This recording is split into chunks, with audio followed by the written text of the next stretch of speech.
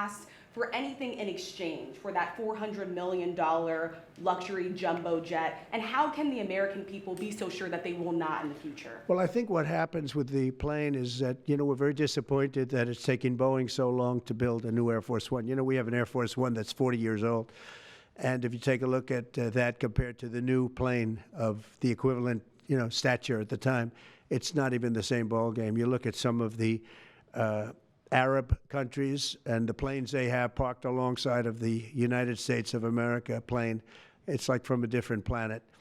And it's close to 40 years old, might be more than 40 years old now. And we, when I first came in, I signed an order to get it built. I took it over from the Obama administration. They had originally agreed. I got the price down much lower. And then when the election didn't exactly work out the way that it should have, a lot of work was not done on the plane because a lot of people didn't know. They made change orders that were so stupid, so ridiculous. And it ended up being a total mess, a real mess. And when I came back, I said, by the way, what's going on with the Boeings that are coming in? Well, sir, they're way behind. And they are. They're way behind. They were way behind. Another mess that I inherited from Biden. And it's going to be a while before we get them.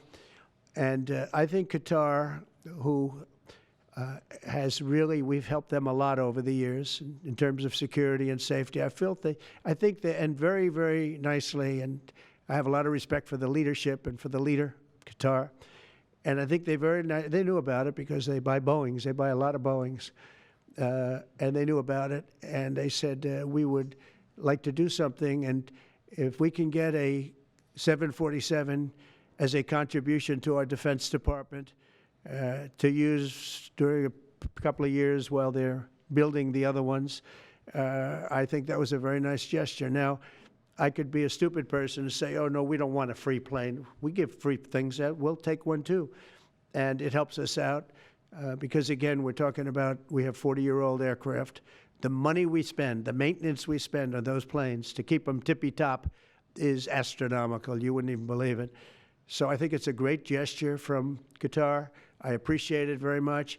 I would never be one to turn down that kind of an offer. I mean, I could be a stupid person and say, no, we don't want a free, very expensive airplane. But I thought it was a great gesture. And I think it was a gesture because of the fact that we have helped and continue to, we will continue to, all of those countries, Saudi Arabia, UAE, Qatar, and others. We keep them safe. If it wasn't for us, they probably wouldn't exist right now. And I think this was just a gesture of good faith. And I don't get it. Someday it'll be like Ronald Reagan. They decommission them. They get to a certain age, they decommission them. It'll go to my library. They're talking about going to my library in years out. But I thought it was a great gesture. And it's something that was done by Ronald Reagan. They actually decommissioned the plane, and he put it in his library. And it actually has made the library, I think, a Boeing 707. It's actually made the library more successful. So it was good.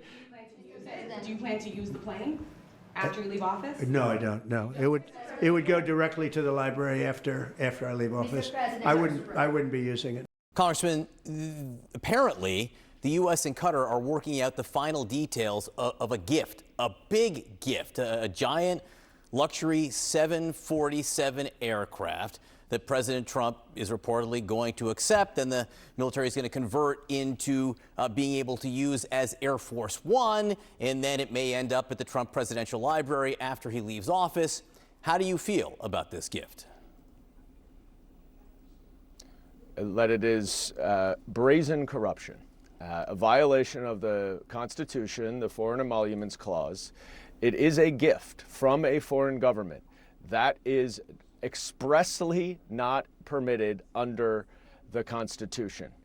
And given that Donald Trump, as we know, is purely transactional, this gift, which ultimately will go to him, it's not for the United States, of course curries favor with him. And perhaps there is not a specific official act that he has taken in return for that payment, such that our current state of public corruption law would not apply and of course he's immune because the Supreme Court has given him criminal immunity.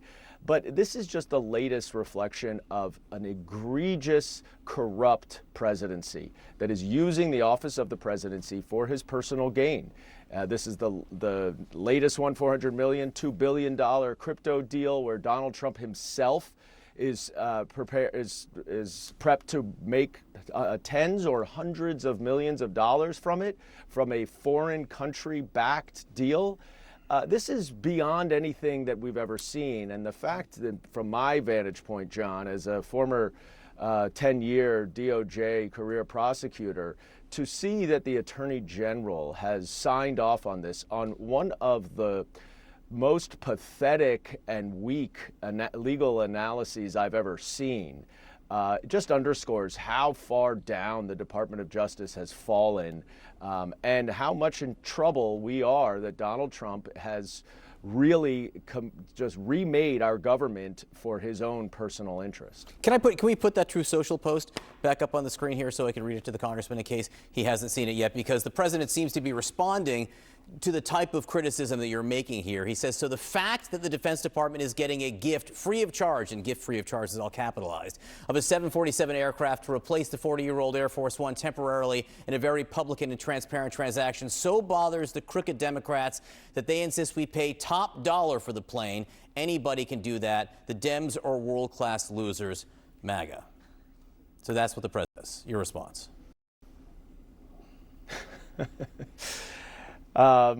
It's laughable at this point. First of all, temporarily is a key word there, because ultimately it will go to Donald Trump. But this is not Democrats opposing what's a great deal. This is just people following the Constitution. There is a reason that it says in the Constitution that no president can accept a gift from a foreign government, because we want to be sure that the President of the United States is always acting in the sole interest of the United States and not on behalf of a foreign country.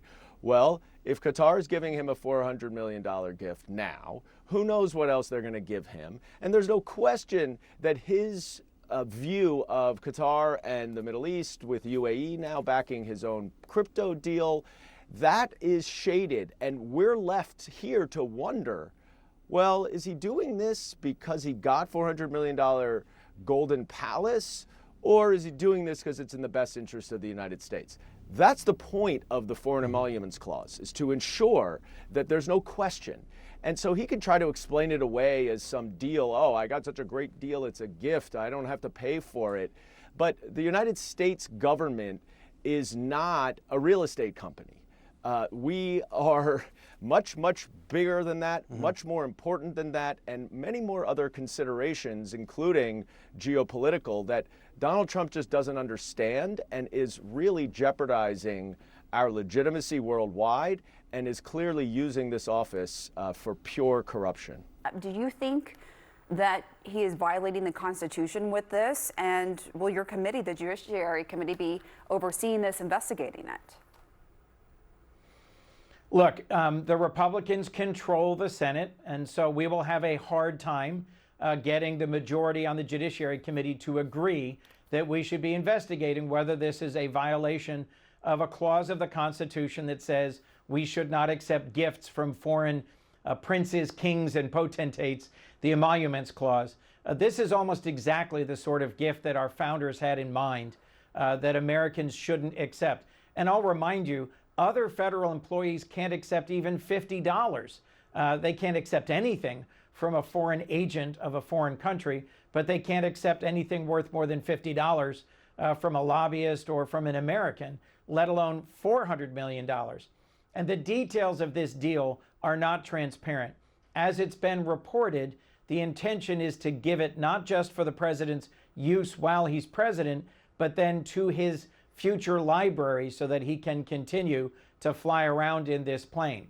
It's apparently a luxurious, modern 747, but the President of the United States already has two versions of Air Force One, which has important national security features to defend the plane against attack, to be able to manage our global military in the event of a crisis.